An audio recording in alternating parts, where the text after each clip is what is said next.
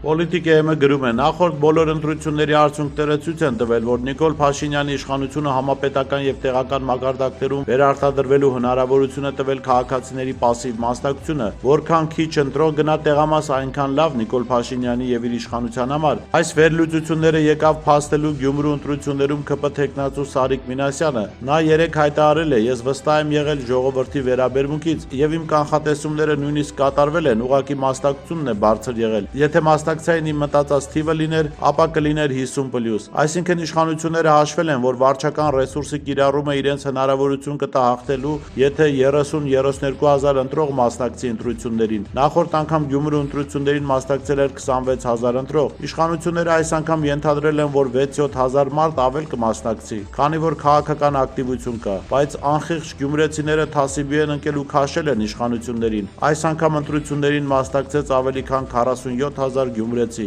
Իդեպ նկատենք, որ Մայրաքաղաքական դաշինքի անդամ Դերենիկ Մալխասյանը ԿՊ թեկնածու Սարիկ Մինասյանի ինքնախոստովանությունից ժամեր առաջ հայտարարել էր, որ իշխանությունների ամբողջ հաշվարկը եղել է ընտրողների պասիվ մասնակցությունը։ ԿՊ-ի հաշվարկը վստահ եմ եղել է այն, որ 30-35 հազար մարդ է մասնակցելու եւ իրենց 17 հազար ձայնը կապահովի 50+%։ Պոլիտիկայի տաղավարում հայտարարել էր Մալխասյանը։ Այս ամենից մի բան կարելի է եզրակացնել, որ Նիկոլ Փաշինյանի միակ շանսն այն է, որ համապետական ընտրություններին մարդիկ չգնան տեղամասեր։ Քաղաքացիների գերակտիվությունը երաշխավորելու է Փաշինյանի պարտությունը։